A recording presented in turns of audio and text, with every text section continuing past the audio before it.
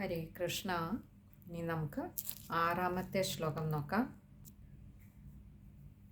സ്തോത്രഞ്ച മന്ത്രമപി നാരദതോഥ ലബ്ധ്വാ തോഷായ ശേഷവപുഷോ നനു തേ തപസ്യൻ വിദ്യാധരാധിപതിതാം സഹി സപ്തരാത്രേ ലബ്ധ്വാപ്യകുണ്ഠമതിരന്വഭജദ്ഭവന്തം. നമ്മൾ തൊട്ടു മുൻപുള്ള ശ്ലോകത്തിൽ ചിത്രകേതുവിൻ്റെ ഒരു ബോധോദയത്തിൻ്റെ കഥയായിരുന്നു പറഞ്ഞു നിർത്തിയത്. പുത്രൻ നഷ്ടപ്പെട്ട ചിത്രകേതുവിന് അങ്കിരസ് മഹർഷിയും നാരദ മഹർഷിയും കൂടി പ്രാണനെ തിരിച്ചു വിളിച്ചു വരുത്തിയിട്ടും ആ പ്രാണന് അങ്കിരസ് മഹർഷിയും നാരദ മഹർഷിയും പറഞ്ഞു കൊടുത്തിട്ടും തൻ്റെ മാതാപിതാക്കന്മാരെ മനസ്സിലാക്കാൻ കഴിയാത്ത ഒരു കഥയായിരുന്നു നമ്മൾ കണ്ടത്. ആ പ്രാണൻ തിരികെ ആ മഹർഷി വര്യന്മാരോട് ചോദിക്കുന്നുണ്ട്, ഇതെൻ്റെ ഏത് ജന്മത്തിലെ അച്ഛനമ്മമാരെന്ന് എന്ന് നിങ്ങൾ എനിക്ക് പറഞ്ഞു തന്നാലും മഹർഷി വര്യന്മാരെ എന്ന് ഇപ്പം ചോദിക്കുന്നുണ്ട് അല്ലേ. അവിടെ നമുക്ക് വലിയൊരു തത്വത്തെ കാണിച്ചു തരികയായിരുന്നു. ഈ പ്രാണന് അല്ലെങ്കിൽ ഈ ജീവാത്മാവിന് നമ്മുടെ ഒരു ജന്മത്തിലും അത് സ്വീകരിക്കുന്ന ദേഹവുമായി ബന്ധപ്പെട്ട യാതൊന്നിനോടും അത് ബന്ധമില്ലാതെയാണ് നിൽക്കുന്നത് എന്ന് നമ്മൾ പലപ്പോഴും ആചാര്യന്മാർ പറയാറുണ്ട്. നമ്മൾ ഭാഗവതത്തിലൊക്കെ ധാരാളം കാണാം. ഈ ജീവാത്മാവ് ദേഹത്തിൽ കുടികൊള്ളുന്നത് കൊട്ടത്തേങ്ങ പോലെയാണ് അത്രേ. ആ ചിരട്ടയുമായി യാതൊരു സംഘവുമില്ലാതെ ഉള്ളിൽ അതങ്ങനെ അതിൽ നിന്നും വേറിട്ട് നിൽക്കുകയാണ് അത്ര. ഇതുപോലെയാണ് നമ്മുടെ ഓരോരുത്തരുടെയും ദേഹത്തിനുള്ളിൽ ഇതുമായി ബന്ധമില്ലാതെ ഈ ജീവാത്മാവ് നിലകൊള്ളുന്നത് അത്രേ. ആ പ്രാണൻ വെടിഞ്ഞു കഴിഞ്ഞാൽ അതിൻ്റെ ഒരു കാലാവധി ഓരോ ജീവാത്മാവിനും നിശ്ചയിക്കപ്പെട്ടിട്ടുണ്ട് ഒരു ദേഹത്തിൽ കുടിയിരിക്കുന്നതിന്. ആ ദേഹം ഉപേക്ഷിച്ചു കഴിഞ്ഞാൽ ഇതുപോലെയുള്ള മഹർഷി വര്യന്മാരാൽ തിരികെ വിളിക്കപ്പെട്ട് വീണ്ടും ആ ദേഹത്തിൽ പ്രവേശിച്ചാൽ പോലും ആ ദേഹസംബന്ധമായിട്ടുള്ള ബന്ധങ്ങൾ അച്ഛനമ്മമാരെന്നോ അല്ലെങ്കിൽ മറ്റു സ്ഥാവര ജംഗമ വസ്തുക്കളുമായിട്ടുള്ള ആ ദേഹത്തിനുണ്ടായിരുന്ന ബന്ധങ്ങളൊന്നും ആ പ്രാണനെ ബാധിക്കുന്നതേയില്ല എന്ന് നമുക്ക് കാണിച്ചു തരികയായിരുന്നു. കുറച്ചുകൂടി നമ്മളൊന്ന് ലളിതമായി പറഞ്ഞാൽ, നമ്മളൊക്കെ ഈ ദേഹത്തിൽ ഇരിക്കുമ്പോൾ ഈ പ്രാണൻ ഞാനാണ് എന്ന് ധരിച്ചുകൊണ്ട് എൻ്റെ അച്ഛനമ്മമാർ, എൻ്റെ വസ്തുക്കൾ, എൻ്റെ വസ്തുവകകൾ, എൻ്റെ വീട്, എൻ്റെ കാറ് തുടങ്ങി പലതും ഭൗതികമായിട്ടുള്ള പലതും എൻ്റേതാണ് എന്ന് ധരിച്ച് നമ്മൾ വെക്കാറുണ്ട്. എന്തിനേറെ പറയുന്നു, എൻ്റെ കയ്യ്, എൻ്റെ കാല്, എൻ്റെ കണ്ണ്, എൻ്റെ മൂക്ക് തുടങ്ങി എല്ലാം എൻ്റേതാണ്. ഒന്നുകൂടി ആഴത്തിൽ ചിന്തിച്ചു നോക്കിയാൽ എൻ്റേതൊന്നും ഈ പറയുന്ന ഞാനല്ല എന്ന് തിരിച്ചറിയും. അഥവാ എൻ്റേത് എന്നിൽ നിന്നും ഭിന്നമാണ്. അപ്പോൾ ഞാൻ എന്ന് പറയുന്നത് എൻ്റെ ഉള്ളിൽ കുടികൊള്ളുന്ന ആ ജീവാത്മാവിന് ഈ ദേഹവുമായി ബന്ധപ്പെട്ടതാണ് ഇന്ദ്രിയങ്ങളൊക്കെയും. കണ്ണ്, കാത്, മൂക്ക്, ചെവി എല്ലാം തന്നെയും ദേഹവുമായി ബന്ധപ്പെട്ടതാണ്. അപ്പോൾ അതിൻ്റെ ഉള്ളിൽ കൊട്ടത്തേങ്ങ പോലെ ഉള്ളിൽ കുടികൊള്ളുന്ന ആ ജീവാത്മാവിന് ഇതൊന്നും ആ പ്രാണൻ്റെ അല്ല. അഥവാ പ്രാണൻ എന്ന് പറയുന്നത് ഈ ദേഹത്തിൽ നിന്നും ഭിന്നമായി ഇതിനോട് യാതൊരു ബന്ധവുമില്ലാതെ ഉള്ളിൽ കുടികൊള്ളുന്ന ചൈതന്യമാണ് എന്ന് വ്യക്തമാകും. അങ്ങനെ ആ ചൈതന്യം ഒരിക്കൽ ഈ ദേഹം ഉപേക്ഷിച്ചു കഴിഞ്ഞാൽ, വേർപെട്ടു പോയാൽ, പിന്നീട് ആ ദേഹത്തിൽ ഇരിക്കുമ്പോൾ തന്നെ ഇതുമായിട്ടൊന്നും ബന്ധമില്ലാതെ കുടികൊള്ളുന്ന ഞാനെന്ന പരമമായ ആ സത്യത്തിന്, ആ ജീവാത്മാവിന്, ആ ചൈതന്യത്തിന് തിരികെ ഈ ദേഹത്തിലേക്ക് ഏതെങ്കിലും വിധത്തിൽ ഇതുപോലെയുള്ള യോഗിവര്യന്മാരാൽ ക്ഷണിക്കപ്പെട്ട് വന്നാൽ പോലും ബന്ധങ്ങളൊന്നുമില്ല. അപ്പോൾ ദേഹം ഉപേക്ഷിക്കുമ്പോൾ മാത്രമല്ല, ദേഹത്തിലിരിക്കുമ്പോഴും ജീവാത്മാവിന് ഈ ബന്ധങ്ങളൊന്നുമില്ല. ദേഹവുമായി മാത്രമേ ബന്ധമുള്ളൂ. ഈ ജീവാത്മാവിന് പിന്നെ ബന്ധമുള്ളതാകട്ടെ മറ്റ് ദേഹങ്ങളിൽ കുടികൊള്ളുന്ന ജീവാത്മാവുമായി മാത്രമേയുള്ളൂ. അഥവാ ഒരു ജീവാത്മാവ് മറ്റൊരു ജീവാത്മാവിൽ നിന്നും ഭിന്നമല്ല. ഒരു കടലിലെ വെള്ളം നമ്മൾ ഒരു ഗ്ലാസ്സിലെടുത്താലും ഒരു ബോട്ടിലെടുത്താലും അതല്ല മറ്റേതെങ്കിലും പാത്രങ്ങളിൽ എടുത്തു വെച്ചാലും ഈ ജലത്തിന് വേർകൃത്യമൊന്നുമില്ല. അതെല്ലാം ഭിന്ന സ്വഭാവത്തിൽപ്പെടുന്നതുമല്ല. എല്ലാത്തിൻ്റെയും ഗുണം ഒന്ന് തന്നെയാണ്. മറിച്ച് അതെടുത്തു വച്ചിരിക്കുന്ന പാത്രവുമായി ഈ ജലത്തിന് യാതൊരു ബന്ധവുമില്ല. ഈ ഗ്ലാസ്സിലെ വെള്ളം തിരികെ ഒഴിച്ചു കളഞ്ഞാലും ബോട്ടിലെ വെള്ളം തിരികെ ഒഴിച്ചു കളഞ്ഞാലും അതിനൊന്നും ബോട്ടിലുമായോ ഗ്ലാസ്സുമായോ ഒന്നും ബന്ധമില്ലാത്തത് കൊണ്ട് തന്നെ ജീവാത്മാവിന് ആ വേർപാടിൻ്റെ വേദന അനുഭവിക്കേണ്ടി വരുന്നില്ല.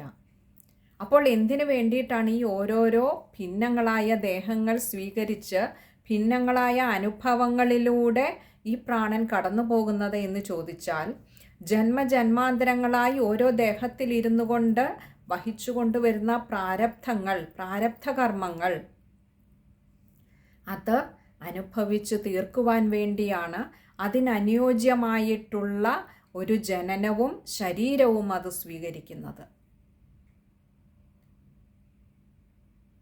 അപ്പോൾ മനുഷ്യ ശരീരം എടുത്താൽ പോലും എല്ലാ മനുഷ്യർക്കും, കോടാനുകോടി മനുഷ്യ സൃഷ്ടികളുള്ളവയിൽ എല്ലാ മനുഷ്യർക്കും വ്യത്യസ്തങ്ങളായ ജീവിതാനുഭവങ്ങളാകുന്നത് ഒരേ വീട്ടിനുള്ളിലെ ഒരേ അച്ഛനമ്മമാർക്ക് തന്നെ പിറക്കുന്ന മക്കൾക്കൊക്കെയും വ്യത്യസ്തങ്ങളായ അനുഭവങ്ങളാകുന്നത് അച്ഛൻ്റെ അനുഭവമല്ല അമ്മയുടേത്. അപ്പോൾ എല്ലാ വ്യക്തികൾക്കും അനുഭവങ്ങളുടെ തലം ഭിന്നമാണ്. കാരണം അത് സ്വീകരിച്ചിരിക്കുന്ന, ആ ശരീരം സ്വീകരിച്ചിരിക്കുന്ന പ്രാണന് വഹിച്ചുകൊണ്ട് വന്നിരിക്കുന്ന കർമ്മപ്രാരബ്ധങ്ങൾ വ്യത്യസ്തങ്ങളാണ്. അതുകൊണ്ട് തന്നെ ഈ കർമ്മപ്രാരബ്ധങ്ങൾ ഓരോ ദേഹത്തിലും ഇരിക്കുമ്പോൾ അനുഭവിക്കേണ്ടത് നേരത്തെ നിർണയിക്കപ്പെട്ടിട്ടുള്ളവയായതുകൊണ്ട് അതത്രയും അനുഭവിച്ചു കഴിയുമ്പോൾ ആ ദേഹത്തെ ഉപേക്ഷിച്ച് പ്രാണൻ വീണ്ടും യാത്രയാവും. ഈ ജന്മത്തിൽ നമ്മൾ ഇനിയും ബാക്കി വഹിച്ചുകൊണ്ടു പോകുന്ന കർമ്മപ്രാരബ്ധങ്ങൾ അനുഭവിക്കുവാനായി അതിനനുയോജ്യമായിട്ടുള്ള ഒരു ജന്മം എല്ലാ ജീവനും എല്ലാ പ്രാണനും മനുഷ്യരായി തന്നെ പിറന്നുകൊള്ളണമെന്നില്ല, മനുഷ്യ ശരീരം തന്നെ സ്വീകരിച്ചു കൊള്ളണമെന്നില്ല. എന്നാൽ ഈ ജന്മാന്തരങ്ങളായി നമ്മൾ നേടുന്ന വാസനകൾ അത് ഏത് ശരീരം സ്വീകരിച്ചാലും അതിലത് പ്രതിഫലിക്കുക തന്നെ ചെയ്യും. അതിനുദാഹരണമാണ് ഗജേന്ദ്രമോക്ഷം. ആനയുടെ ശരീരം സ്വീകരിച്ചപ്പോഴും പൂർവ്വജന്മങ്ങളിൽ നിന്നും വഹിച്ചുകൊണ്ട് വന്നിരിക്കുന്ന ആധ്യാത്മികമായ സംസ്കാരം അപ്പോഴും അത് കാത്തു സൂക്ഷിച്ച് അതിൻ്റെ ഉള്ളിൽ അതങ്ങനെ ശോഭിച്ചത് അതിനുദാഹരണമാണ്. അപ്പോൾ നമ്മുടെ ഈ സംസ്കാരം, ഓരോ ജന്മത്തിൽ നിന്നും നമ്മൾ കൊണ്ടുപോകുന്ന വാസനകൾ, കർമ്മപ്രാരബ്ധങ്ങൾ, അതൊക്കെ അതാത് ജന്മങ്ങളിൽ അനുഭവിച്ച് തീർക്കേണ്ടത് ഏതൊക്കെയാണ് എന്ന് നിർണയിക്കപ്പെട്ടിട്ടുണ്ട്. അപ്പോൾ അങ്ങനെ കുറേ അനുഭവിച്ച് തീർക്കുന്നു. ഈ ജന്മങ്ങളിൽ നമ്മൾ ചെയ്തു കൂട്ടുന്ന കർമ്മങ്ങളുടെ ബാക്കി പ്രാരബ്ധങ്ങളും വഹിക്കുന്നു. ഒപ്പം നമ്മുടെ ഈ ജന്മത്തിൽ നിന്നുള്ള വാസനകളും ഓരോ പ്രാണനും വഹിച്ചുകൊണ്ട് പോകുന്നുണ്ട്. അപ്പോൾ അതിനനുസരിച്ച് ഓരോ ജന്മം എടുക്കുന്നു എന്ന് മാത്രം. അത് ചിലപ്പോൾ മനുഷ്യരാവാം, മറ്റു മൃഗങ്ങളാവാം. പക്ഷെ എപ്പോഴും ഈ വാസനാക്ഷയം ഉണ്ടാകണമെങ്കിൽ നമ്മൾ മുൻപ് പറഞ്ഞിരുന്നു, ഭഗവത് നാമ വിചാരം ഒന്നുകൊണ്ട് മാത്രമേ ആ വാസനാക്ഷയം ഉണ്ടാവുകയുള്ളൂ. സദാ ഭഗവത് നാമം ജപിക്കുക. ആധ്യാത്മികമായ മാർഗങ്ങളിലൂടെ എത്രമാത്രം നമുക്കൊക്കെ ചരിക്കുവാനാകുമോ അത്രമാത്രം അതിലൂടെ ചരിക്കും തോറും നമ്മളിൽ നിന്നും ഈ ഭൗതിക പ്രപഞ്ചത്തോടുള്ള ബന്ധനങ്ങൾ വെച്ചു പുലർത്തുന്ന വാസനകളൊക്കെയും പതിയെ ക്ഷയിച്ചു തുടങ്ങും. പിന്നെയോ ആ ആധ്യാത്മികമായ സംസ്കാരം നമ്മളറിയാതെ നമ്മുടെ ഉള്ളിൽ വളർന്നുകൊണ്ടിരിക്കും. അതങ്ങനെ കൂട്ടിക്കൂട്ടി ഓരോ ജന്മത്തിലും വരും തോറും ഒരു വേള ഗജേന്ദ്രനായി പിറന്നാലും ഇല്ല, ഭക്തനായിരുന്ന ഗജേന്ദ്രനുമായി സംഘത്തിൽ വന്ന മുതലയ്ക്കു പോലും മോക്ഷം കൊടുത്ത ഭഗവാൻ ആ ഭക്തജനങ്ങളുടെ സംഘം കൊണ്ട് തന്നെ നമുക്കും മോക്ഷത്തിലേക്ക് എത്താൻ കഴിയും. ആ ആധ്യാത്മിക ജ്വാല അത് ഗജേന്ദ്രൻ്റെ ആ ദേഹത്തെ മാത്രമല്ല ഇല്ലാതെയാക്കിയത്, അല്ലേ? ആ അഗ്നി, ഗജേന്ദ്രന് അഗ്നി ഉണ്ടാകുന്നത് എവിടെയാണോ അതിൻ്റെ ഉത്ഭവസ്ഥാനത്തെ മാത്രമല്ല അതിൻ്റെ ചുറ്റിനുമുള്ളവയും കൂടി അത് നശിപ്പിക്കുന്നത് പോലെ ഈ ജ്ഞാനാഗ്നി, ആ ആധ്യാത്മികമായ ബോധം ഉള്ളിലുദിക്കുന്ന ഏതെങ്കിലും ഒരു സത് ജന്മവുമായി നമുക്കൊരു സംഘമുണ്ടായാൽ അവരാ ദേഹം ഉപേക്ഷിച്ച് എപ്രകാരം ഭഗവാനിലേക്ക് എത്തിച്ചേരുമോ അപ്രകാരം ഈ സംഘത്തിലൂടെ നമുക്കും അതിനൊരു മഹാഭാഗ്യം സിദ്ധിക്കും. ആ സംഘം ഉണ്ടാകണമെങ്കിലാകട്ടെ ജന്മാന്തരങ്ങളായി വഹിച്ചുകൊണ്ട് വന്നിരിക്കുന്ന ഒരു ആധ്യാത്മികമായ സംസ്കാരം, വാസന നമ്മുടെ ഉള്ളിലുണ്ടാകണം. അതിനു വേണ്ടിയിട്ടാണ് ഭഗവാൻ നമുക്ക് തന്ന കാരുണ്യമാണ് ജ്ഞാനികളായിട്ടുള്ള കുറേയേറെ സദ്ഗുരുക്കന്മാർ. ഈ ഒരു തത്വം നമുക്ക് പറഞ്ഞ് ബോധ്യപ്പെടുത്തിയതിന് ശേഷം ഇപ്പോൾ ചിത്രകേതുവിന് ആ സത്യം ബോധ്യപ്പെട്ടിരിക്കുന്നു. ഇനി എന്താ ചെയ്തത് എന്ന് ചോദിച്ചാൽ, സ്തോത്രം ച മന്ത്രമപി നാരദതോഥ ലബ്ധ്വാ. സ്തോത്രം ച മന്ത്രമപി, സ്തോത്രവും ച എന്ന് പറഞ്ഞുകൊണ്ട് തന്നെ സ്തോത്രം മാത്രമല്ല, സ്തോത്രം ച സ്തോത്രവും, മന്ത്രമപി, മന്ത്രം അപിയാണ് മന്ത്രമപി, മന്ത്രവും, നാരദതോഥ ലബ്ധ്വാ, നാരദതഃ അഥ ലബ്ധ്വാ, നാരദതഃ നാരദനിൽ നിന്നും, ആ ശ്രീ നാരദ മഹർഷിയിൽ നിന്നും സ്തോത്രവും മന്ത്രവും ഒക്കെ ലഭിച്ചിട്ട്, അതായത് ഇപ്പോൾ ആ തത്വം, ആ ജ്ഞാനം പരിപൂർണമായും ചിത്രകേതു എന്ന രാജാവ് നന്നായി മനസ്സിലാക്കിയിരിക്കുന്നു. ഉള്ളിൽ ആ തത്വം നന്നേ ശോഭിച്ചു തുടങ്ങിയിരിക്കുന്നു. ഇനി എന്താ വേണ്ടത്? ഇനിയും ആ പരമമായ ചൈതന്യത്തിലേക്ക് എത്തിച്ചേരുവാനുള്ള ഒരു പ്രയാണം. ഇതുവരെ അറിയാതെ പോയതാണ് ഈ തത്വമൊക്കെ, ഈ സത്യമൊക്കെ. അതുകൊണ്ട് തന്നെ ഭൗതികമായ നേട്ടങ്ങളുടെയും ബന്ധങ്ങളുടെയും ബന്ധനങ്ങളുടെയും പിന്നാലെ പാഞ്ഞ ചിത്രകേതുവിൻ്റെ മനസ്സിപ്പോൾ ഭഗവാനിലേക്ക് ഇതാ കേന്ദ്രീകരിക്കാൻ തുടങ്ങിയിരിക്കുന്നു.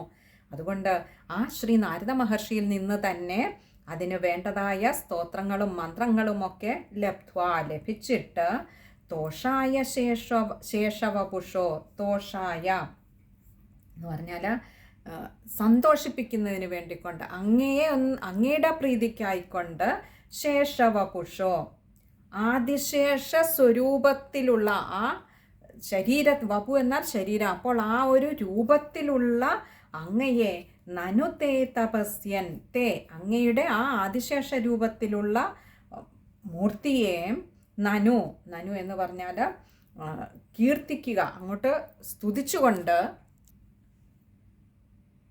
തപസ്യൻ എന്ന് പറഞ്ഞാൽ തപസ് ചെയ്തു. ഇപ്പോൾ ചിത്രകേതു പാകമായിരിക്കുന്നു. എന്തിന്?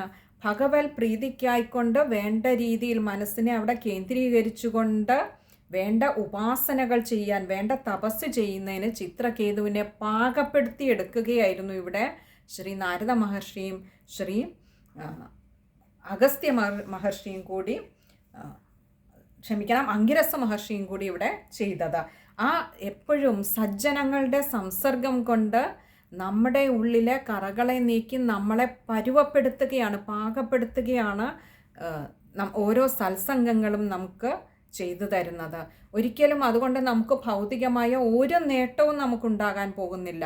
നമ്മുടെ ദുഃഖങ്ങളൊന്നും ഇല്ലാതെയാകുന്നുമില്ല. പക്ഷേ ഓരോ ദുഃഖത്തിൽ നിന്നും വളരെ ശാന്തിയോടുകൂടി കരകയറിക്കൊണ്ട് ഭഗവാനിലേക്ക് മനസ്സിനെ കേന്ദ്രീകരിക്കുന്നതിന് ഓരോ സത്സംഗവും ഒരുപാട് ഗുണം ചെയ്യും. ഇവിടെയും ആ സുഹൃത്തുക്കളുടെ, ആ സജ്ജനങ്ങളുടെ സംസർഗം കൊണ്ട് ചിത്രകേതുവിന് ഭഗവാനെ ഉപാസിക്കുവാൻ വേണ്ട മന്ത്രങ്ങളും സ്തോത്രവുമൊക്കെ ലഭിച്ചിട്ട് ആ മന്ത്രവും സ്തോത്രവും ചൊല്ലി അങ്ങയെ തപസ് ചെയ്തു. ഭഗവാനെ അങ്ങയുടെ ആദിശേഷ സ്വരൂപത്തെ തപസ് ചെയ്ത് വിദ്യാധരാധിപതിതാം സഹി സപ്തരാത്രേ, വിദ്യാധരാധിപതിതാം, വിദ്യാധര ചക്രവർത്തിയുടെ, വിദ്യാധരാധിപതി എന്ന ചക്രവർത്തി, ആ വിദ്യാധര ചക്രവർത്തിയുടെ പദം തന്നെ ലഭിച്ചു. എങ്ങനെ? സപ്തരാത്രേ, 7 ദിവസം കൊണ്ട് തന്നെ ആ വിദ്യാധര ചക്രവർത്തിയുടെ സ്ഥാനം, ആ പദവി ലഭിച്ചു. ആദിശേഷം മൂർത്തിയുടെ അനുഗ്രഹം കൊണ്ട് 7 ദിവസമേ വേണ്ടി വന്നുള്ളൂ അല്ലേ. നമ്മൾ ഭാഗവതത്തിൽ നമുക്ക് നോക്കിയാൽ ആ 7 ദിവസത്തിൻ്റെ മഹത്വം ശ്രീശുക മഹർഷി പരീക്ഷിത് മഹാരാജാവിന് 7 ദിവസം കൊണ്ട് ഭാഗവത കഥ പറഞ്ഞുകൊടുത്ത് ആ 7 ദിവസം കൊണ്ട് പരമമായ ശാന്തിപദത്തിലേക്ക് എത്താൻ, ഭഗവാനിലേക്ക് എത്തിച്ചേരുവാൻ അതിനുള്ള വഴി കാണിച്ചു കൊടുക്കുവാൻ പ്രേരണയായി. കാരണം ആ 7 ദിവസമേ ആയുസ്സുള്ളൂ എന്ന ശൃംഗി മഹർഷിയുടെ ശാപം ഒരു തരത്തിൽ അനുഗ്രഹമായി മാറുന്നതാണ് നമ്മൾ കണ്ടത്. നമ്മുടെയും ഒക്കെ ആയുസ് ഈ 7 ദിവസമേ ഉള്ളൂ അല്ലേ. ഒരാഴ്ചയിൽ 7 ദിവസമേ ഉള്ളൂ. ഇതിൽ ഏതെങ്കിലും ഒരു ദിവസം നമുക്കുമൊക്കെ മൃത്യു സംഭവിക്കും. ഞായർ, തിങ്കൾ, ചൊവ്വ, ബുധൻ, വ്യാഴം, വെള്ളി, ശനി, ഈ ഒരു 7 ദിവസത്തിൽ ഏതെങ്കിലും ഒരു ദിവസം, ഏതെങ്കിലും ഒരു നിമിഷം നമ്മുടെയൊക്കെ മൃത്യു സംഭവിക്കും. പക്ഷേ ഇനിയും എത്ര നാൾ എന്ന് നമുക്കുറപ്പില്ല എങ്കിൽ, പരീക്ഷിത് മഹാരാജാവിന് ആ 7 ദിവസമുണ്ട് എന്ന് ഉറപ്പുണ്ടായിരുന്നു, നമുക്കാകട്ടെ അതില്ല. അപ്പോൾ കിട്ടുന്ന ഓരോ നിമിഷവും നമ്മുടെ ജീവിതത്തിൽ ആ ഭഗവാനിലേക്ക് എത്തുവാനുള്ള, അടുക്കുവാനുള്ള, കൂടുതൽ കൂടുതൽ അതിലേക്ക് ആ ഒരു താല്പര്യം ജനിപ്പിക്കുന്നതിന്, താല്പര്യം കൂട്ടിക്കൊണ്ടുവരുന്നതിനുള്ള ഒരു അവസരമാണ് നമുക്ക് കിട്ടുന്ന ഓരോ നിമിഷവും എന്ന് നമ്മൾ തിരിച്ചറിയേണ്ടതുണ്ട്. ഇവിടെയും നോക്കൂ, ആ 7 ദിവസം കൊണ്ട് തന്നെ ഭഗവാന്റെ പ്രീതി നേടി. പരീക്ഷിത് മഹാരാജാവ് 7 ദിവസം കൊണ്ട് ഭഗവാന്റെ ആ സ്വരൂപത്തെ നന്നായി മനസ്സിലുറപ്പിച്ച് ധ്യാനം ചെയ്ത് ഭഗവത് പ്രീതിയോടുകൂടി ഭഗവത് പദത്തിൽ എത്തിച്ചേർന്നുവെങ്കിൽ, ഇവിടെ ചിത്രകേതു 7 ദിവസം കൊണ്ട് ഭഗവാനെ അങ്ങയെ തപസ് ചെയ്ത്, അങ്ങയുടെ ആദിശേഷ മൂർത്തി സ്വരൂപത്തെ തപസ് ചെയ്ത് അവിടുത്തെ പ്രീതി കൊണ്ട് വിദ്യാധര ചക്രവർത്തിയുടെ പദത്തെ തന്നെ ലഭിച്ചു. പക്ഷെ എന്നിട്ടും ലബ്ധ്വാപ്യകുണ്ഠമതിരന്വഭജത് ഭവന്തം, ലബ്ധ്വാ അപി അകുണ്ഠമതിഹി അൻവഭജത്. ഇങ്ങനെ 4 വാക്കുകൾ ചേരുന്നതാണ് ലബ്ധ്വാപ്യകുണ്ഠമതിരന്വഭജത്. ലബ്ധ്വ എന്ന് പറഞ്ഞാൽ ലഭിച്ചു, ലബ്ധ്വ അപി ലഭിച്ചിട്ടും, ആ വിദ്യാധര ചക്രവർത്തി പദം ലഭിച്ചിട്ടും അകുണ്ഠമതിഹി അങ്ങോട്ട് മടുപ്പ് തോന്നുന്നില്ല ഭഗവാനെ. അവിടുത്തെ അങ്ങോട്ട് ധ്യാനിച്ചിട്ടും മതിയാകുന്നില്ല. അകുണ്ഠമതി, ഒട്ടും കഷ്ടം തോന്നുന്നില്ല. അതിലൊരു ആനന്ദം താനേതാ ഉള്ളിൽ വന്നിരിക്കുന്നു, ആ രസം അങ്ങോട്ട് പിടിച്ചിരിക്കുന്നു. അതുകൊണ്ട് അങ്ങനെയുള്ള അകുണ്ഠമതിഹി, അങ്ങനെ അതിൽ താല്പര്യത്തോടു കൂടിയിരിക്കുന്ന മനസ്സുള്ളവൻ, മതി ബുദ്ധി, അങ്ങനെയുള്ള ബുദ്ധിയോടു കൂടിയുള്ള ആ ചിത്രകേതു അൻവഭജത് ഭജിച്ചു, അവിടുത്തെ വീണ്ടും വീണ്ടും ഭജിച്ചു. ഭവന്തം, ഭവന്തം എന്ന് പറഞ്ഞാൽ അവിടുത്തെ അങ്ങയെ വീണ്ടും വീണ്ടും ഭജിച്ചു കൊണ്ടിരുന്നു. അപ്പോൾ 7 ദിവസം തുടർച്ചയായി ആ നാരദ മഹർഷിയും മറ്റും പറഞ്ഞു കൊടുത്ത ആ സ്തോത്രവും മന്ത്രങ്ങളും കൊണ്ട് ഭഗവാനെ അങ്ങയെ നന്നായി 7 ദിവസം സ്തുതിച്ച് ഇവിടെ തപസ് ചെയ്തുവെങ്കിലും, തപസ് ചെയ്ത് അങ്ങനെ ആ ഒരു ചക്രവർത്തി പദം, വിദ്യാധര ചക്രവർത്തി പദം തന്നെ കിട്ടിയിട്ടും അതിലൊന്നും മനസ്സടങ്ങിയില്ല. പോരാ, ഇനിയും ഭഗവാനെ ഭജിക്കണം. കാരണം ഇവിടെ നേട്ടങ്ങളിൽ മനസ്സ് കുടുങ്ങുന്നില്ല, സ്ഥാനങ്ങളിൽ മനസ്സ് വല്ലാതെ ഭ്രമിക്കുന്നില്ല. ആ സ്ഥാനമാനങ്ങളോടുള്ള ഭ്രമമെല്ലാം വിട്ടുപോയിരിക്കുന്നു. ഇനി ഒന്നിലേ താല്പര്യമുള്ളൂ, എന്താ? ഭഗവാനെ ഭജിച്ചുകൊണ്ടേയിരിക്കുക, ഭഗവാനെ സ്തുതിച്ചുകൊണ്ടേയിരിക്കുക. അതുകൊണ്ട് ഇവിടെ ചിത്രകേതു അവിടം കൊണ്ട് നിർത്തിയില്ല, വീണ്ടും വീണ്ടും ഭഗവാനെ അവിടുത്തെ അങ്ങനെ സ്തുതിച്ചുകൊണ്ടേയിരുന്നു, വീണ്ടും വീണ്ടും അവിടുത്തെ ഭജിച്ചുകൊണ്ടേയിരുന്നു ഭഗവാനെ. ഇതാണ് ഓരോ സത്സംഗത്തിൻ്റെയും മഹത്വം. സജ്ജനങ്ങളുമായി ഈ ഒരു സംസർഗം വന്നു കഴിയുമ്പോൾ ഭഗവാനെ ഭഗവാനെ സ്തുതിക്കുന്നതിന്, ഭഗവാനെ കീർത്തിക്കുന്നതിനുള്ള താല്പര്യം നമ്മളിൽ ഒരിക്കൽ ഉണ്ടായിക്കഴിഞ്ഞാൽ പിന്നീട് അതിൽ നിന്നും മനസ്സ് പുറകോട്ട് പോവുക വളരെ ബുദ്ധിമുട്ടാണ്. അത്രമാത്രം ശക്തിയായിട്ട് നമുക്ക് പിന്നിൽ നിന്നും ഒരു തള്ളുകൂടി ഉണ്ടെങ്കിൽ, ഇവിടെ നോക്കൂ, ഈ ചിത്രകേതുവിന് കിട്ടിയ ഏറ്റവും വലിയൊരു അനുഗ്രഹം ആ പുത്രവിയോഗമായിരുന്നു. അതാ തുടക്കത്തിലൊരു സങ്കടമായി തോന്നിയെങ്കിലും നമുക്കെപ്പോഴും ജീവിതത്തിൽ നമുക്ക് കിട്ടുന്ന എന്തെല്ലാം അനുഗ്രഹങ്ങൾ ഭഗവാൻ കൊടുത്തു. മഹാരാജാവായിരുന്നു, എത്രയെത്ര പത്നിമാർ, എത്രയോ എന്തെല്ലാം സുഖ സൗകര്യങ്ങൾ, ആഡംബരങ്ങൾക്ക് നടുവിലാണ് കഴിയുന്നത്. സാക്ഷാൽ മഹാരാജാവാണ്, സേവകർ ഇഷ്ടം പോലെ. ഒന്നിനും ഒരു ദുഃഖവും അറിയാതെ ഇരുന്ന ചിത്രകേതുവിന് എല്ലാ അനുഗ്രഹങ്ങളും കൊടുത്തപ്പോഴും ആ അനുഗ്രഹങ്ങൾ ഒന്നുമല്ല ഭഗവാനിലേക്ക് ചിത്രകേതുവിനെ കൊണ്ട് എത്തിച്ചത്. എന്താ എത്തിച്ചത്? ജീവിതത്തിൽ കിട്ടിയ വലിയൊരു ദുഃഖം, ആ ഒരു പതനം മനസ്സിനെയും ശരീരത്തിനെയും ഒരുപോലെ തളർത്തിയപ്പോൾ ഭഗവാൻ അവിടെ നിന്നും കൈപിടിച്ച് കൊണ്ടുയർത്തി ഉയർത്തി ഉയർത്തി ഉയർത്തി ഭഗവാനെ സദാ അവിടുത്തെ ചിന്തയിൽ മുഴുകി ശാന്തനായിരിക്കുവാൻ എത്രമാത്രം ദുഃഖം തളർത്തിയോ അതിലും എത്രയോ 10,000 മടങ്ങ് ശാന്തിയുടെ നടുവിൽ കഴിയുന്നതിന് ഭഗവാൻ ഒരു കളം ഒരുക്കുകയായിരുന്നു. നമുക്കും ജീവിതത്തിൽ കിട്ടുന്ന അനുഭവങ്ങൾ, അനുഗ്രഹങ്ങളെക്കാൾ നമ്മുടെ ജീവിതത്തിൽ കിട്ടുന്ന ഓരോ ദുഃഖങ്ങൾക്കും നമ്മളെ ഉയർച്ചയുടെ പടവുകളിലേക്ക് വളരെ എളുപ്പം കൊണ്ടെത്തിക്കും. അത് വലിയ ദുഃഖമാകുമ്പോൾ ഭഗവാൻ സ്വയം വന്ന് കൈപിടിച്ചുയർത്തും. അത് ശ്രീനാരദ മഹർഷിയെ പോലെയുള്ള ഏതെങ്കിലും ഒരു സജ്ജനത്തെ നമ്മുടെ മുൻപിൽ ഭഗവാൻ കൊണ്ട് കാണിച്ചു തരും, നമ്മുടെ മുൻപിൽ കൊണ്ടെത്തിക്കും. നമ്മൾക്ക് വേണ്ട സച്ചിന്തകൾ ഉപദേശിച്ചു തരുവാൻ, ഭഗവാനെ കാണിച്ചു തരുവാൻ, ആ വഴിയിലേക്ക് നമ്മളെ എത്തിക്കുവാൻ. പിന്നീട് ഫീനിക്സ് പക്ഷിയെപ്പോലെ ഒരു ഉയർത്തെഴുന്നേൽപ്പാണ്. തിരികെ ഒരു പതനമുണ്ടാവില്ല. പിന്നീടുള്ള യാത്ര ശാന്തിയുടെ നടുവിലേക്കാണ്. ആ പരമമായ ശാന്തിയുടെ നടുവിലേക്ക് ചിത്രകേതുവിനെ കൊണ്ടെത്തിച്ചത് ഭഗവാന്റെ അതിയായ കാരുണ്യമെന്നോണം ആ പുത്ര വിയോഗമായിരുന്നു. ആ വലിയൊരു സങ്കടക്കടലിൽ നിന്നും ഭഗവാൻ കൈപിടിച്ചുയർത്തി താൻ ആരാണെന്ന സത്യം മനസ്സിലാക്കാൻ, തൻ്റേതെന്ന് താൻ കരുതിയിരുന്ന പുത്രൻ്റെ വിയോഗം തൻ്റേതൊന്നും താനല്ല എന്ന തിരിച്ചറിവിലേക്ക് എത്തിക്കുന്നതിന് ഭഗവാൻ ഒരു അവസരം ഒരുക്കുകയായിരുന്നു. ഭഗവാന് ചിത്രകേതുവിനോടുള്ള അതിയായ കാരുണ്യം. ആ ചിത്രകേതു ഇപ്പോൾ ശാന്തിയുടെ നടുവിൽ സദാ ഭഗവാനെ ഭജിച്ചുകൊണ്ട്, എത്ര ഭജിച്ചിട്ടും ഇനിയും പോരാ ഇനിയും പോരാ എന്ന് തൃപ്തിയാകാത്ത മനസ്സുമായിട്ട് വീണ്ടും വീണ്ടും മനസ്സ് വെമ്പുന്നു ഭഗവാനെ ഭജിക്കുന്നതിന്, ഉപാസിക്കുന്നതിന്, കീർത്തിക്കുന്നതിന് സദാ ഭഗവത് വിചാരത്തോടു കൂടി ഇപ്പോൾ ചിത്രകേതു അങ്ങനെ കഴിയുകയാണ്. ഇനി നമുക്ക് ആ ശ്ലോകം ഒന്നുകൂടി നോക്കാം. സ്തോത്രഞ്ച മന്ത്രമപി നാരദോഥലബ്ധ്വാ തോഷായ ശേഷവപുഷോ നനുതേ തപസ്യൻ വിദ്യാധരാധിപതിതാം സഹി സപ്തരാത്രേ ലബ്ധ്വാപ്യകുണ്ഠമതിരന്വഭജദ്ഭവന്തം. ഇവിടെ ശ്ലോകം വായിക്കുമ്പോൾ ശ്രദ്ധിക്കേണ്ടത്, ചില ഗ്രന്ഥങ്ങളിൽ സ്തോത്രഞ്ച അവിടെ ഇഞ്ച എന്ന് കൊടുത്തിട്ടുണ്ടാവാം. ചില ഗ്രന്ഥങ്ങളിൽ സ്തോത്രം ച എന്ന് 2 പദമായിട്ട് കൊടുത്തിട്ടുണ്ടാവാം.